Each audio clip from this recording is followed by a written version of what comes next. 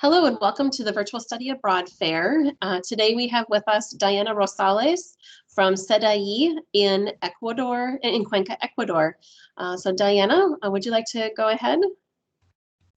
Thank you, Andrea. Hello, everyone. Greetings from Cuenca, Ecuador. I don't want to make you feel jealous, but it's sunny and warm here. So I really wish you were here with us.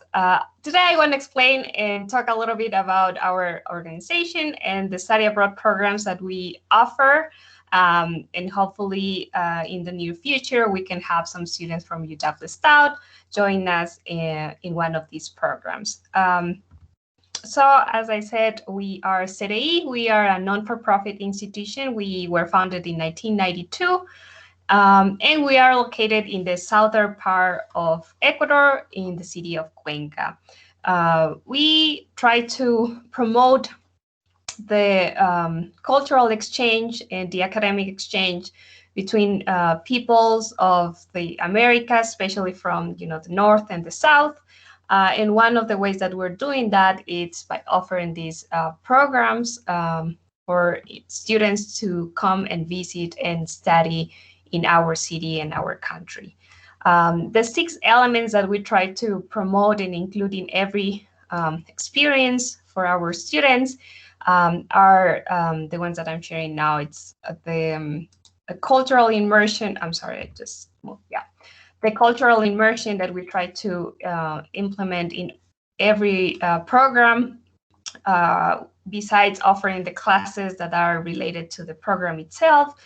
We also include some lectures in topics such as politics, the public health system, learning a little bit more about Ecuador and Latin America in general. And also we offer classes in like dancing or cooking or art, that are ways that you can get to know more about the local community and where you're living.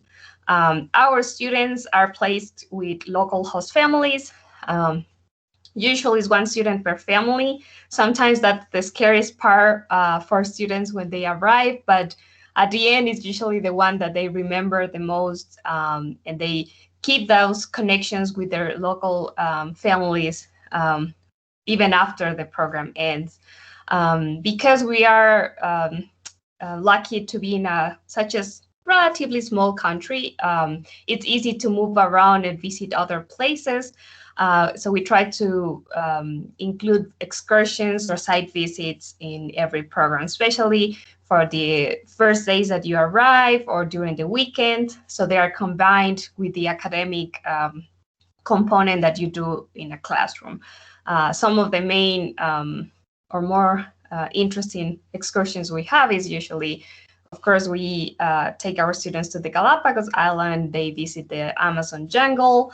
The students from our semester program usually visit Peru, especially Machu Picchu, when they end the program.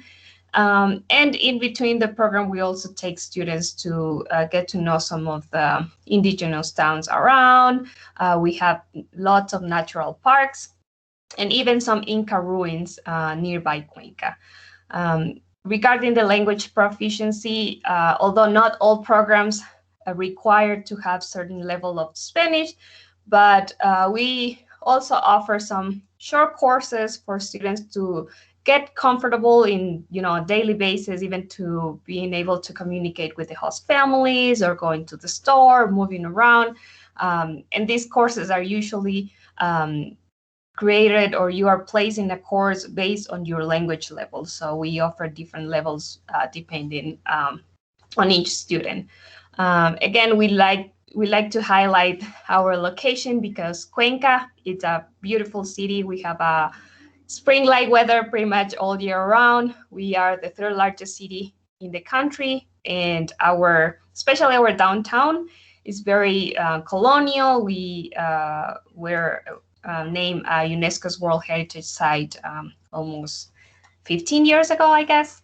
And of course, we also want you to get credits for the classes that you take or for the program that you take in Cuenca. So most of the programs, you will receive some academic credits, either for the program itself or for the Spanish lessons that you will take. So I hope you keep Cuenca in your bucket list. It's one of the cities that I highly recommend students to visit and get to know. Beyond what the program itself offers, our students are able to, wander around and explore the city because it's very safe and easy to move, either walking or using public transportation. Some of the other places that students visit, again, is we take them, for example, to the middle of the world because, we are crossed by the equatorial line. That's where our name comes from, Ecuador. Obviously, students usually visit either Quito or Guayaquil, which are the cities where the international airports are located. Quito is our capital and also has a beautiful colonial downtown. And also we make sure that students get to know locals, artisans, artists, people that work on different areas. For example, we take students to Otavalo, which is an indigenous town on the northern part of Quito. We usually visit one of the musical instrument workshops in town. As I said, we have many natural parks around. One of them is Cajas National Park, which is 30 minutes away from Cuenca. It's a beautiful park with hundreds of lagoons, like the one that you see in the picture, and it's very high. It's actually above 13 feet above sea level, which is, I think that Wisconsin is like 700 feet above sea level, so you can imagine the altitude of this beautiful park. Another town that we visit is Saraguro, another indigenous town in the south part of the country, where students, again, visit one of the local communities, get to know the leaders of the community, learn what they do for a living, and also get involved with the community beyond just that idea of being a tourist or an outsider. The programs that we offer at the moment for you is the Semester in the Andes program, which is offered during fall and spring semester, the student teaching program, and some individual programs that are offered all year round. So the Semester in the Andes program, we offer it, as I said, twice a year. You can earn up to 18 credits, and is open for different majors, not just for Spanish. So students from international studies, Latin American studies, biology, Spanish obviously can take classes.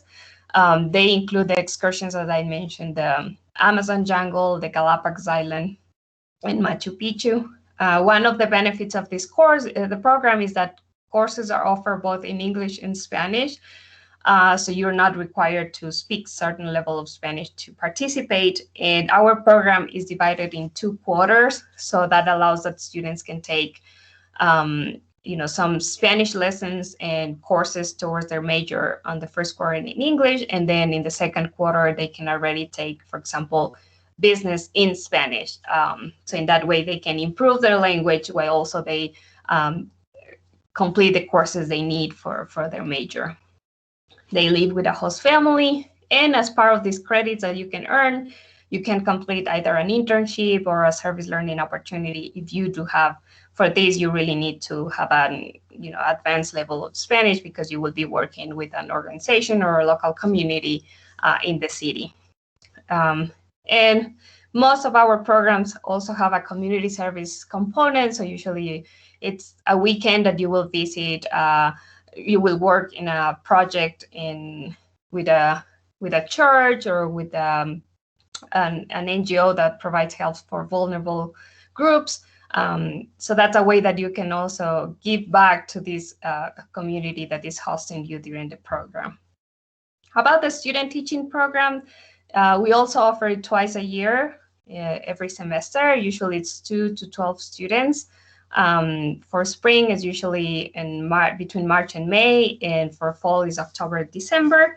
In this program, of course, the idea is that students from the education majors can complete part of their practicum in a local school for 8 weeks, but they also live with a host family, take some classes with CEDEI, and we also include some excursions and dancing and cooking lessons as part of the program.